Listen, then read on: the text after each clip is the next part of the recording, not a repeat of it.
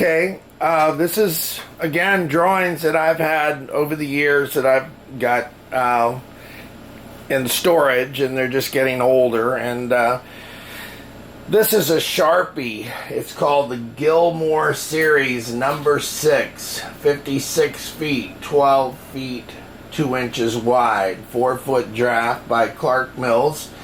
It says February 3rd, 1973. So the obvious thing about this has 3 masts, and it's a Sharpie. If you look at over on the right hand side, the drawings show the has hard chines, and it's a Sharpie.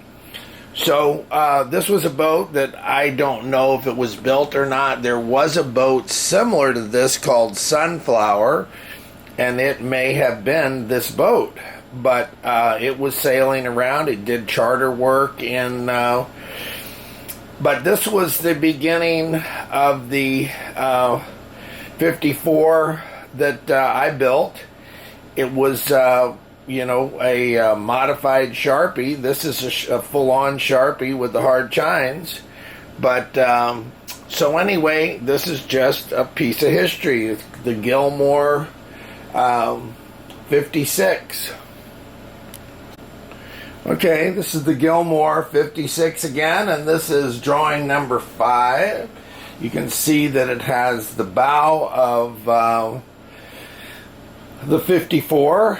Well, I'd call it a clipper bow. It's just a means of construction. A lot of the shapes of the boats have to do with how they construct them, and when they're built out of plywood, hard chines is a good way to do that. And when you do a clipper bow, you have a stem fitting that goes right here, and then you attach the planking to it.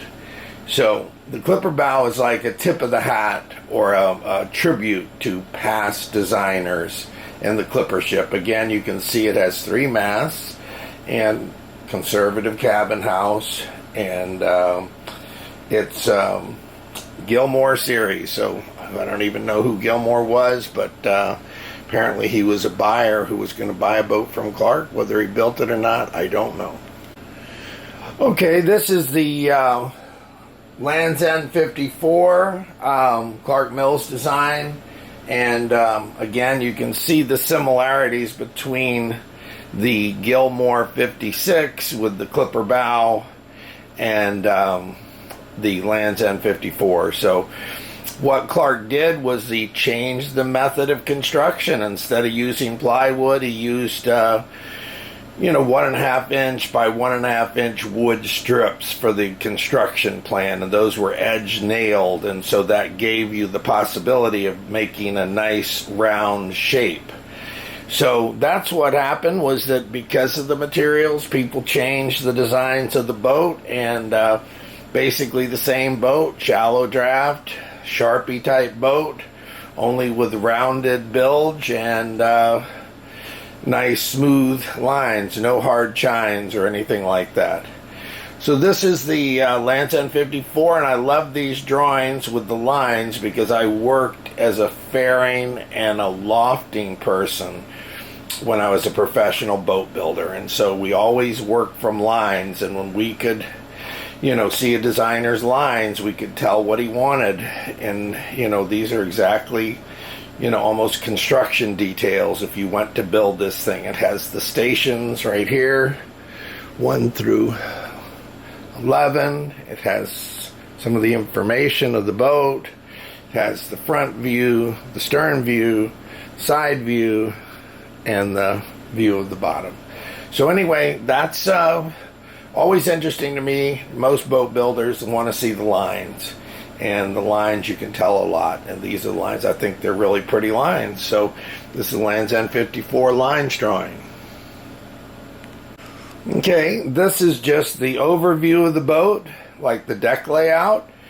And it shows the interior of the boat and storage spaces back here on either side. Those would be for aqualungs, and this is to get into there's big hatches there to get into the engine now.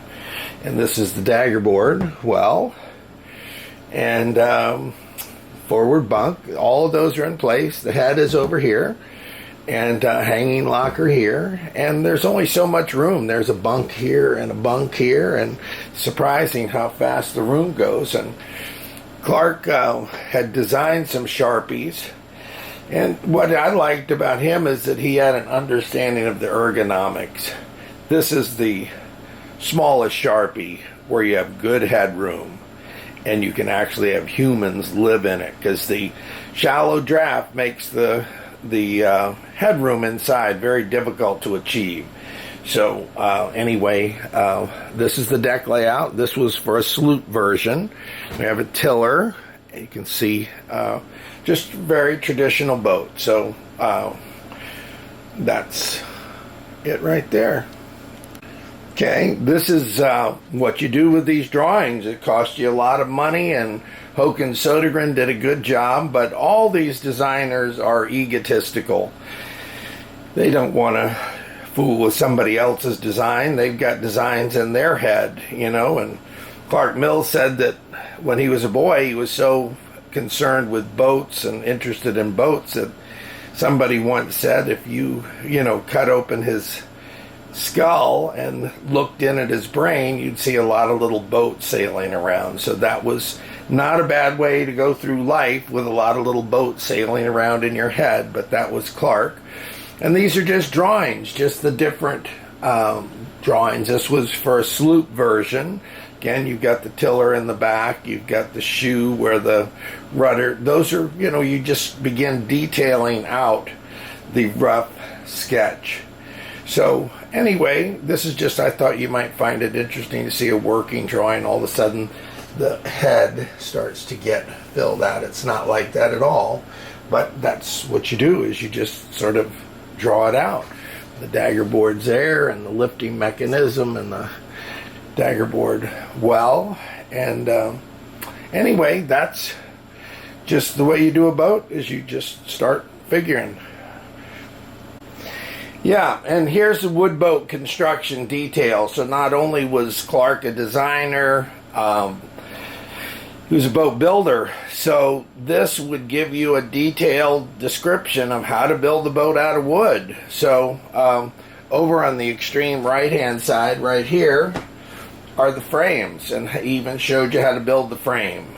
So the frame is what you built the boat inside of, and he was going to use the 1 inch or 1.5 inch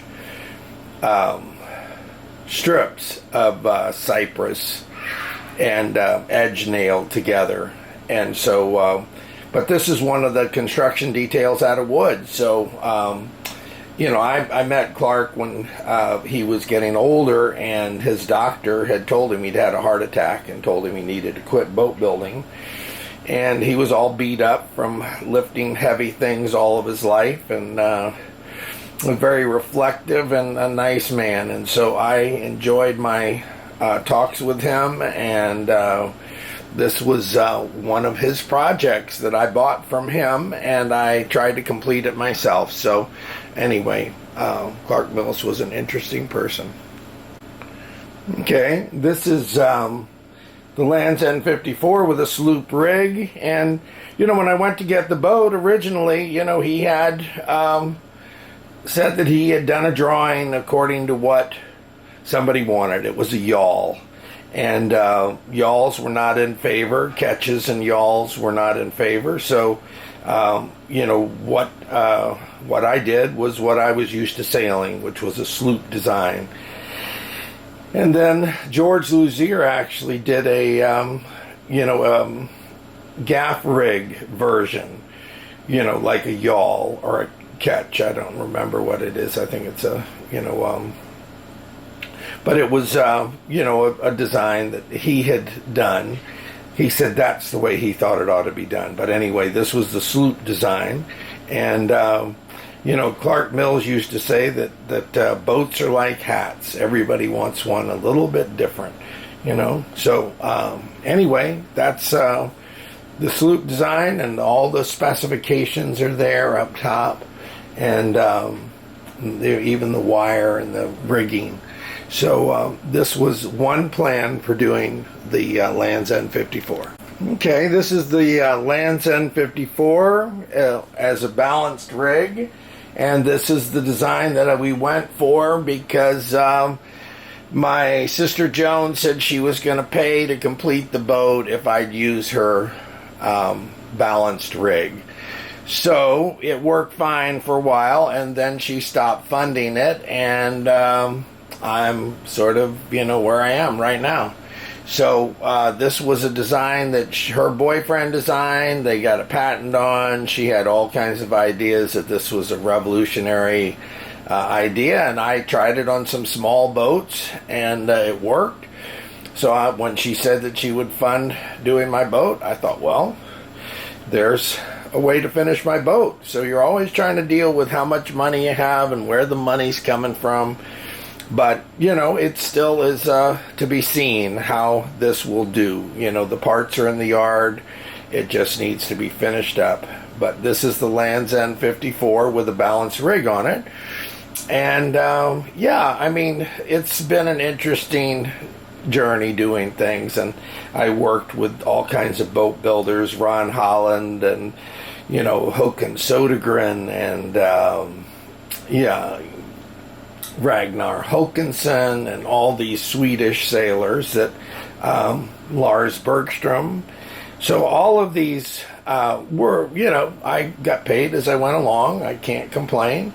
And like I said, I was lofting and ferrying boats. And the last boat I did before I quit, doing boat building for other people was that it won the World Ocean Racing Championship. It was a boat called Imp. It was a revolutionary boat by Ron Holland. So anyway, it was a 43-foot boat and very famous. They wrote a book about it, and it was, like they said, a watershed in boat design. That after that boat, all the boats started looking like that boat. But anyway, this is it, and the balanced rig, and we will try to continue this later. Again, this was just drawings that I had out on the porch, stored in a rack, and the roof started leaking. So I thought, well, I better salvage these, and the best way I know to memorialize things is to take a video of it. So anyway, thank you for watching, and I hope you enjoy it. Bye.